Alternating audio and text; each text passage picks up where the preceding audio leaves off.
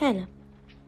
امروز قراره درباره یه چیزی حرف بزنم که شاید تو هم یه جایی تجربهش کرده باشی یا شاید همین الانم توش گیر کرده باشی. یه چیزیه که آروم آروم بی سر و صدا پایه‌های اعتماد به نفس تو رو میلرزونه. حس کنترلت رو روی زندگی میگیره و حتی خوشحال بودنت رو هم ازت میدزده. اسمش ذهنیت قربانی بودنه. همون حالتی که انگار همه چی تقصیر دنیاست. آدما بدن، تو بیگناهی و هیچ کاری هم از دستت بر نمیاد. ذهنیت قربانی بودن یا همون ویکتیم منتالیتی یه الگوی فکریه که توش خودتو دائما قربانی شرایط میبینی. یعنی هر وقت مشکلی پیش میاد انگار تقصیر تو نیست. دنیا ناعادلانه است و انگار کنترل زندگیت هم دست تو نیست. بذار برات یه مثال بزنم تا موضوع روشن تر بشه. فرض کن تو و این نفر دیگه از کارتون اخراج میشید. تو میگی خب اوکی، این خوب نبود ولی میتونم رزوممو بروز کنم، جاهای مختلف اقدام کنم، شاید حتی کار پیدا کنم که بیشتر هم دوستش داشته باشم. اما اون یکی به جاش میگه دیدی همیشه بد میارم، مدیرم ازم خوشش نمیومد، این جامعه خرابه، اصلا نمیخوام دیگه کار کنم چون هیچ فایده ای نداره. حالا خیلی راحت میتونی حدس بزنی که کی تو ذهنیت قربانی گیر افتاده. بعضی وقتا این حس انقدر توی وجودت ریشه داره که خودت هم نمیفهمی گرفتارشی، اما بدن و روانت میفهمه و یه سری نشونه هست که میتونه بهت هشدار بده. این که همیشه دنبال مقصری، احساس ناتوانی و بی‌قدرتی داری توی وجودت. وقتی کسی بهت یه راه حل میده سری میگی آره ولی، و دنبال دلیل میگردی که بگی چرا نمیشه. از تغییر میترسی، از مسئولیت فرار میکنی چون پذیرفتن مسئولیت یعنی روبرو شدن با واقعیت. وقتی این نشونه ها توی ذهنت جا افتاده باشه، ناخودآگاه رفتارهایی نشون میدی که جلوی حرکتت رو میگیرن، حتی اگه خودت هم متوجهش نباشی. حالا بیا ببینیم چرا این ذهنیت بده و خطرناکه. چون تو رو از درون توهین میکنه. وقتی باور داری که قربانی هستی، کم کم حس میکنی هیچ کنترلی روی زندگیت نداری. روانشناسا به این حالت میگن درماندگی آموخته شده. این مفهوم اولین بار مارتین سلیگمن و استیون میر توی دهه 1960 مطرح کردن. اونا توی آزمایش‌هاشون نشون دادن که وقتی یه سگ چند بار شوک دریافت میکنه و نمیتونه فرار کنه، حتی اگه بعداً راه فرار براش باز بشه دیگه تلاش نمیکنه، چون یاد گرفته که فایده‌ای نداره. ما آدم‌ها هم بعضی وقتا دقیقاً همینطوری میشیم. وقتی زیاد بهمون ظلم بشه یا بارها شکست بخوریم و طرد بشیم، مغزمون به مرور یاد میگیره که من نمیتونم کاری کنم.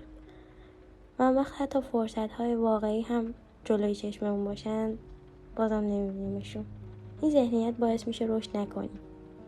چون تا وقتی مسئولیت قبول نکنی نمیتونی رشد کنی. وقتی ذهنیت قربانی داری، اشتباهاتتو نمیپذیری، نقد و تهدید میبینی و نمیتونی خود را از بیرون نگاه کنی.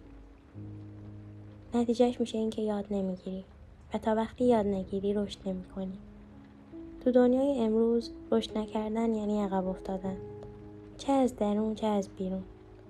این ذهنیت حتی روابطت رو هم تحت تاثیر قرار میده. وقتی مدام نقش قربانی بودن رو بازی میکنی، کم کم توی رابطه ها تبدیل میشی به یه آدم خسته کننده یا حتی سمی. یا دائما داری گله و شکایت میکنی یا همش انتظار داری بقیه نجاتت بدن. و اگه نجاتت ندن باز میگی دیدی حتی تو هم دوستم نداشتی. اینجوری نه فقط خودت خسته ای بلکه بقیه هم از بودن کنارت خسته میشن. ذهنیت قربانی بودن باعث میشه استرس زیادی رو با خودت تحمل کنی. تحقیقات نشون دادن افرادی که حس میکنن کنترل کمی روی زندگیشون دارن سطح کورتیزول یا همون هورمون استرس بالاتری دارن. یه تحقیق از دانشگاه کارنگی ملون نشون داد که وقتی حس بی‌قدرتی بیشتر باشه احتمال ابتلا به افسردگی و اضطراب هم بیشتر میشه. یعنی چی؟ یعنی ذهنیت قربانی مغزتو توی یه حالت دائمی جنگ و گریز نگه میداره. وقتی نه قراره بجنگی و نه راه فراری داری، فقط یه ترس همیشگیه. حالا بیا ببینیم اصلا چه اتفاقی میفته که این ذهنیت میتونه توی یه آدم به وجود بیاد. چند تا دلیل مهم داره. یکیش تجربه های واقعی از ظلم یا بی‌عدالتیه. مثلا اگه دوران سخت رو گذرونده باشی، مثل سوء استفاده، طرد شدن، فقر یا تبعیض، ذهنت یاد میگیره که دنیا جای خطرناکی. یه دلیل دیگهش میتونه تربیت خانوادگی باشه.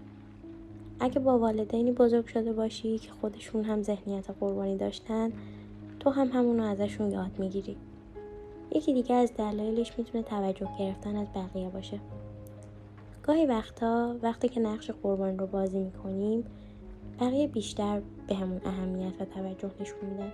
همین میتونه این الگو رو توی ذهن تقویت کنه. حالا بیا با هم ببینیم چجوری میتونیم از این ذهنیت بیایم بیرون. چند تا راهکار ساده داره.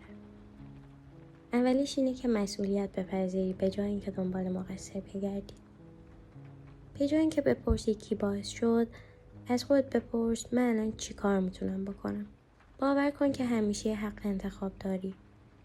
حتی توی سخت‌ترین شرایط هم یه انتخاب کوچیک هست که از تو شروع میشه. یه جمله قشنگ از چرچیل هست که میگه نگرش چیز خیلی کوچیکیه ولی فرق‌های بزرگی میسازه. قدرت رو توی خودت ببین، نه بیرون. حتی اگه دنیا علیه تو باشه، این تویی که تصمیم میگیری چه واکنشی نشون بدی. مثل نلسون ماندلا که 27 سال زندانی بود ولی ذهنش رو زندانی نکرد. ذهنیت رشد پیدا کن. یعنی چی؟ یعنی باور داشته باش که میتونی یاد بگیری، تغییر کنی و بهتر بشی. مطالعات پروفسور کارل لوک از دانشگاه استنفورد نشون داد که آدمایی که ذهنیت رشد دارن در برابر شکست مقاوم‌ترن و بیشتر پیشرفت میکنن. از روان درمانگر کمک بگیر. اگه این ذهنیت عمیقاً توی وجودت ریشه داره، یه روان درمانگر خوب میتونه کمکت کنه به ریشه هاش برسی و درمانشون کنی. درمان شناختی رفتاری CBT یکی از موثرترین روش‌ها برای تغییر این الگوهاست. یه دوستی داشتم که توی خانواده‌ای بزرگ شده بود که بهش میگفتن تو به هیچ دردی نمیخوری. اونم کم کم باورش شده بود. حتی وقتی یه موفقیت کوچیک می آورد با خودش میگفت شانسی بود. یه روز که رفته بودیم بیرون، ازش خواستم برای اینکه حالش بهتر شه یه دفتر کوچیک برداره و هر روز فقط توش یه جمله بنویسه. من مسئول خودمم. باور نمی‌کنی. چند ماه بعد همه چی عوض شد. شروع کرد درس بخونه، کار پیدا کنه و حتی دوستی‌های سالم‌تری ساخت. چون یه چیزی رو فهمید.